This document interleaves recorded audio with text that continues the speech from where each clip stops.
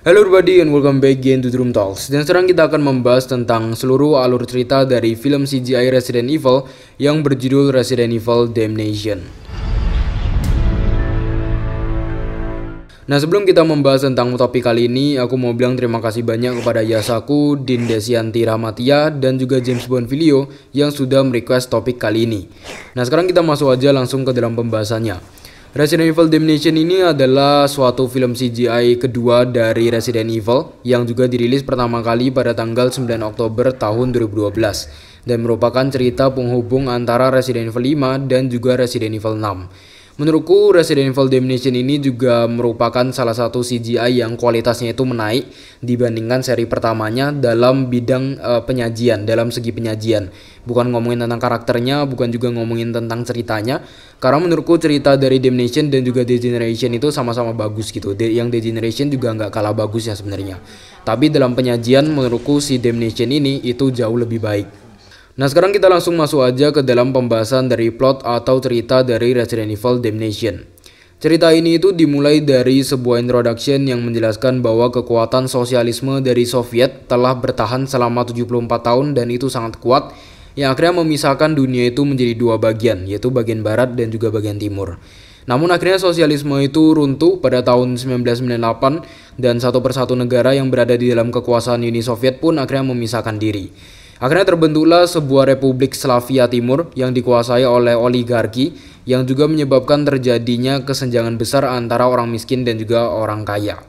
Nah, mungkin bagi kalian yang juga tidak tahu apa itu oligarki, oligarki adalah sebutan untuk sekelompok orang yang berkuasa dan mengkontrol sebuah negara, organisasi atau institusi tertentu. Yang tentunya mereka melakukan ini demi keinginan mereka sendiri aja, jadi tidak demokrasi tentunya. Nah, kesenjangan di Republik Slavia Timur ini itu akhirnya mengakibatkan terjadinya pemberontakan oleh orang-orang yang ingin memisahkan diri. Itu lebih terkhususnya pada orang-orang yang tentunya sengsara oleh orang elit, yaitu adalah orang-orang miskin. Karena memang orang miskin di sana itu benar-benar nggak keurus. Jadi mereka ini kemudian melakukan suatu pemberontakan, mengatakan bahwa mereka ini ingin memisahkan diri dan memperjuangkan kemerdekaan mereka sendiri melawan para oligarki ini. Nah, di bawah pimpinan seorang bernama Ivan Judanovic atau yang biasa dikenal dengan sebutan Ataman, para pejuang kemerdekaan ini kemudian berpindah ke sebuah lokasi yang tersembunyi untuk melancarkan perang gerilya melawan pemerintah. Setelah bertahun-tahun lamanya memperjuangkan kemerdekaan itu, akhirnya muncullah seseorang bernama Svetlana Belikova sebagai presiden wanita pertama Slavia Timur yang memulai gencatan senjata pada pejuang kemerdekaan ini. Pada bulan November 2010, pemerintah kemudian menemukan informasi bahwa wilayah kekuasaan para pejuang kemerdekaan ini itu mengandung sumber daya alam yang kaya banget. Hal ini itu membuat para militer menyerbu secara langsung para pejuang kemerdekaan dan mengklaim bahwa mereka itu sedang berperang melawan terorisme yang mengakibatkan banyaknya markas dari para pejuang itu semuanya hancur. Jadi para pejuang kemerdekaan kini dianggap sebagai seorang terorisme atau sekelompok terorisme yang memang katanya juga mengeluarkan BOW ke dunia. Nah, para pejuang yang memang sudah mulai terpojok karena mereka ini kan sudah mulai digencati oleh para militer juga oleh menggunakan senjata-senjata mereka.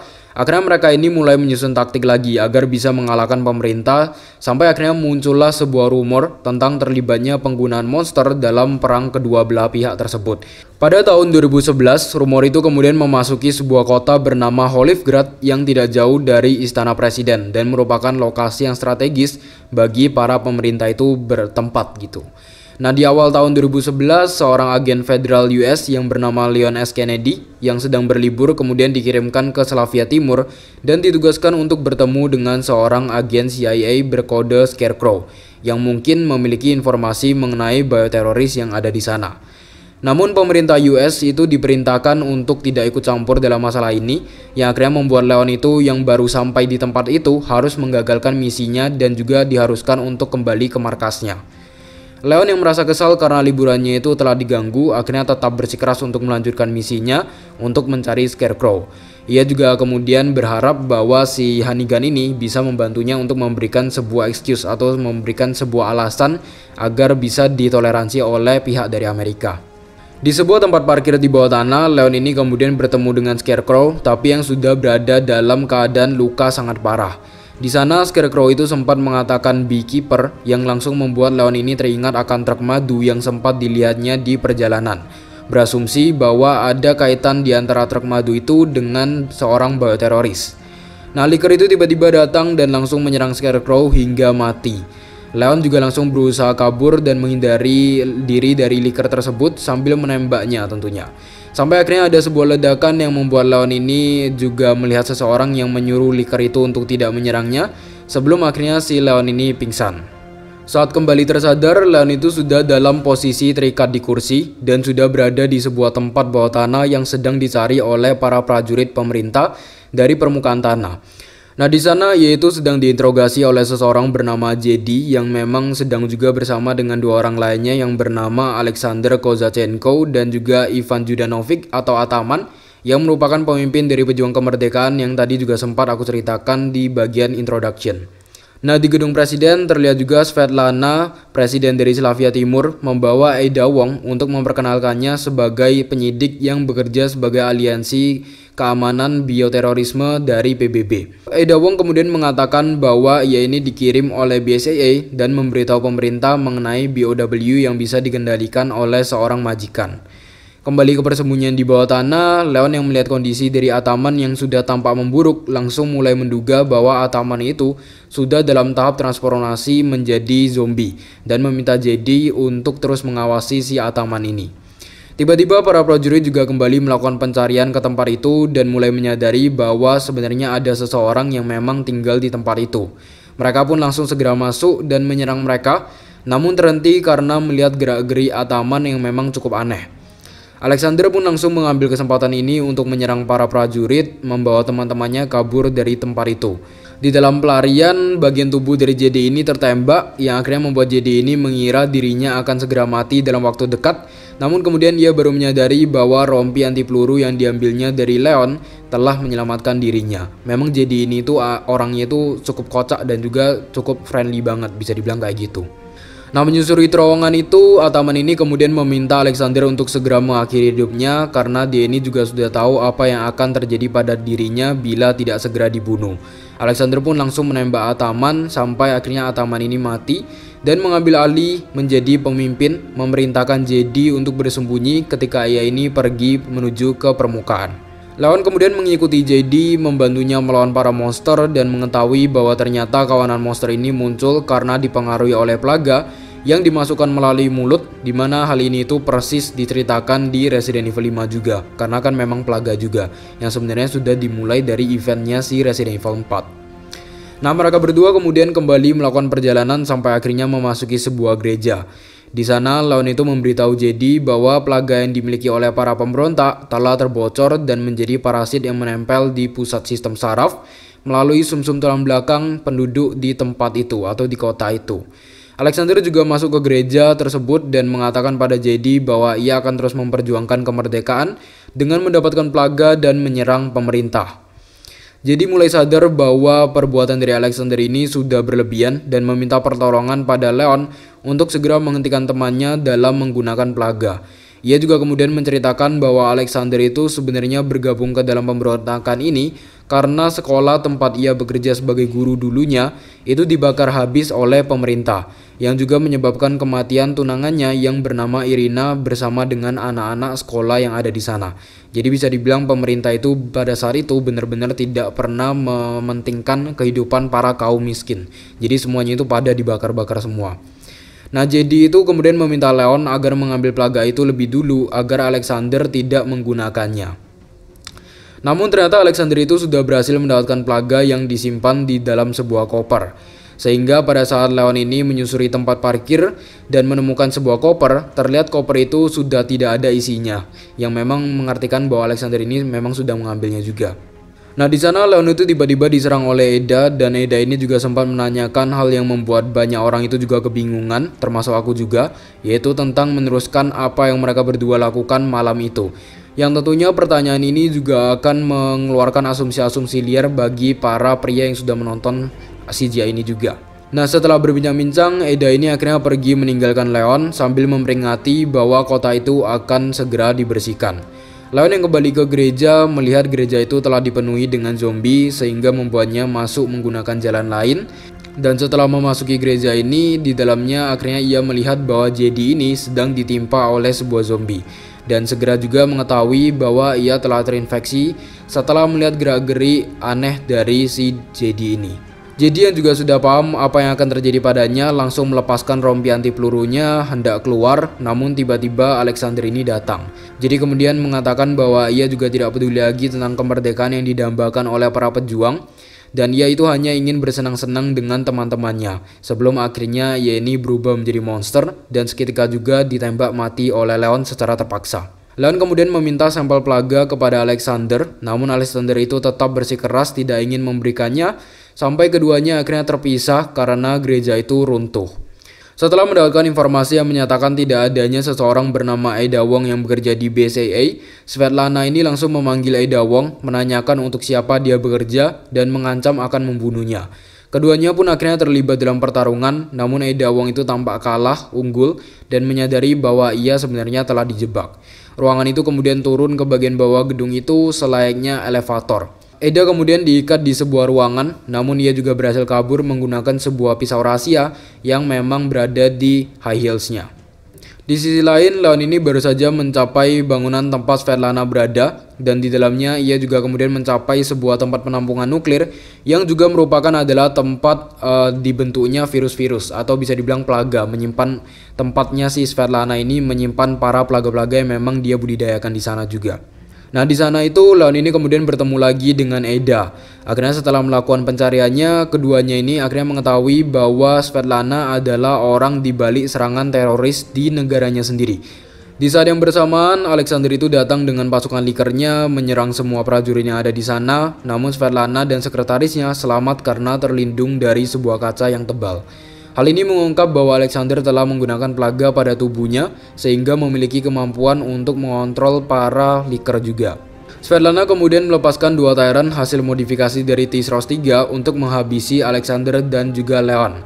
Nah, karena memang Tyrant ini itu adalah hasil modifikasi dari T-Sross 3, maka rupanya itu memang mirip dengan si Mr. X juga. Nah, tapi aku juga mendapatkan informasi bahwa memang T-Sross 3 ini sebenarnya bukan Mr. X, bukan semua T-Sross 3 itu Mr. X, tapi Mr. X itu ya memang cuma satu, yaitu adalah Mr. X yang kalian lihat atau kalian temui di Resident Evil 2. Nah, dari sana aku itu mau bilang terima kasih kepada seseorang yang sudah mengkomen, menginfokan tentang informasi ini. Nah, singkat cerita, akhirnya Leon dan Alexander ini berhasil kabur menggunakan elevator, namun elevator itu terhenti karena diserang oleh Tyrant yang memaksa masuk.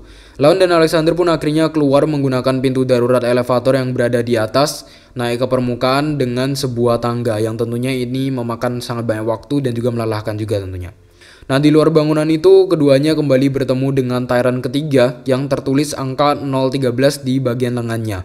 Dengan menggunakan pasukan likernya, Alexander ini membuat sang Tyrant merusak sebuah tangki yang berisi bensin.